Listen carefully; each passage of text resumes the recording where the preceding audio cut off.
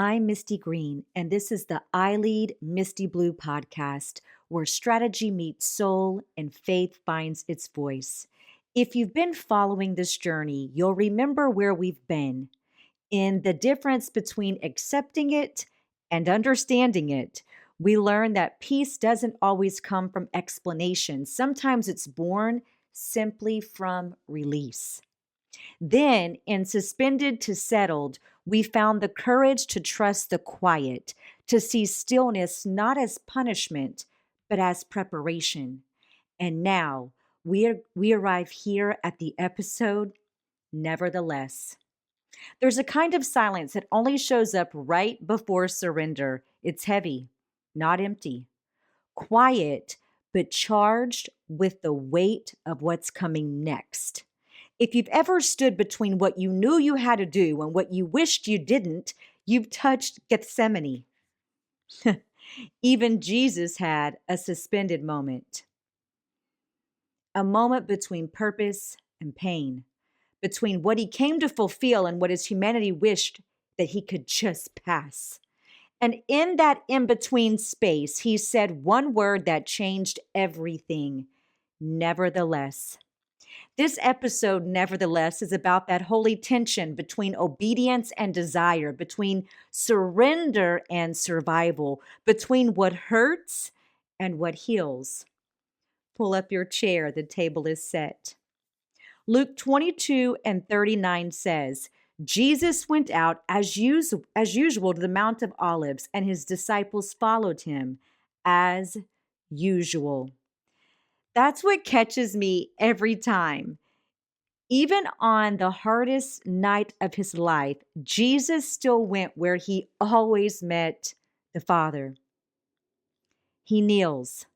The night is thick with anticipation. He's already carried rejection, betrayal, and even the burden, but this is different. Here, he's staring into the cup, the weight of every single sin, every single heartbreak, every sorrow, and his humanity whispers, Father, if you are willing, take this cup from me. See, that's real, that's human, that's being suspended.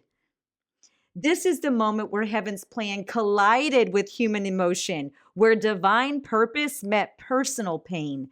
Jesus wasn't questioning God's authority. He was acknowledging the cost, and he knew what obedience required, and he was honest about the ache of it. Raw honesty. Sometimes faith doesn't sound fearless. It sounds like, if you're willing. It sounds like, I trust you, but this really hurts me. That's the sacred tension of acceptance. You can be full of faith and still feel the weight of fear. You can be called and still cry. And then Jesus utters the most powerful words in Scripture. Nevertheless, not my will, but yours be done. That's the sound of suspended becoming settled.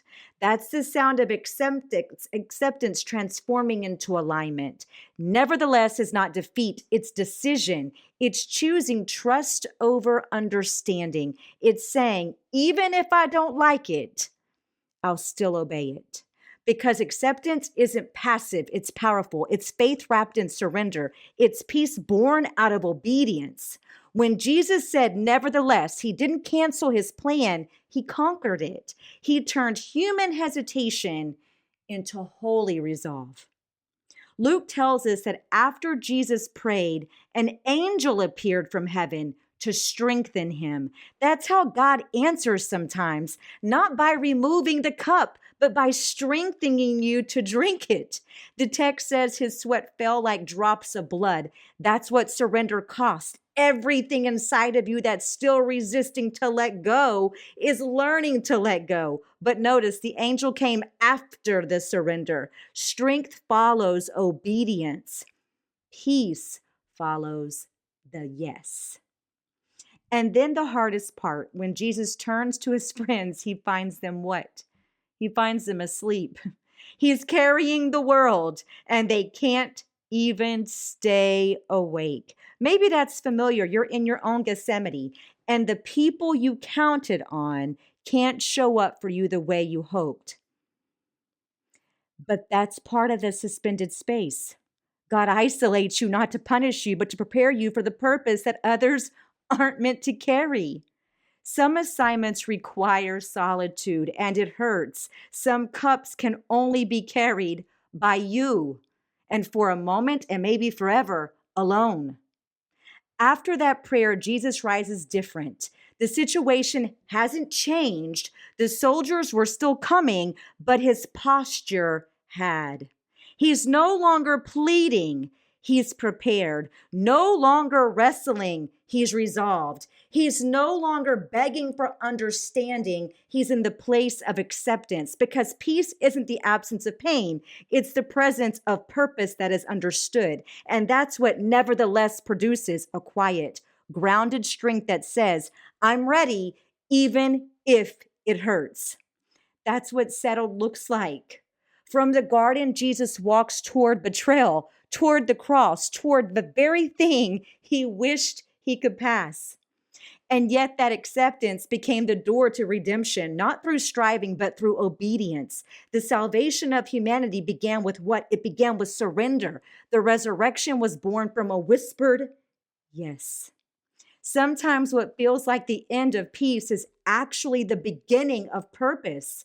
Maybe you're standing in your own garden, a space between knowing and not knowing, between pain and between promise. And you're praying, Lord, if it's possible, let this cup pass.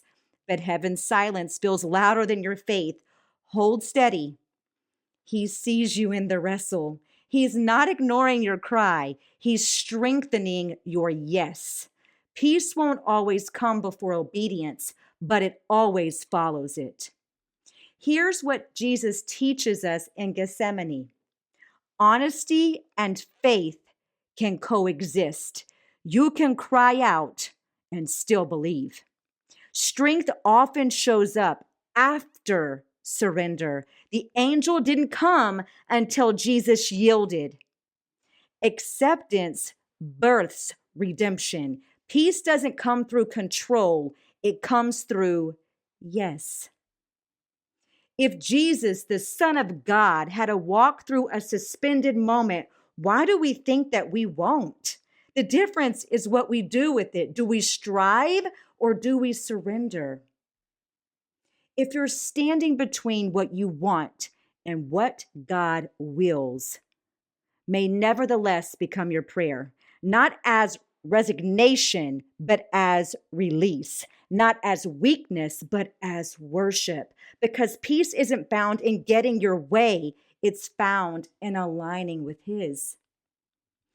I'm Misti Green, and this has been the I Lead Misti Blue Podcast. Pull up a chair. The table is set for grace, for growth, and for peace that trusts even in the garden.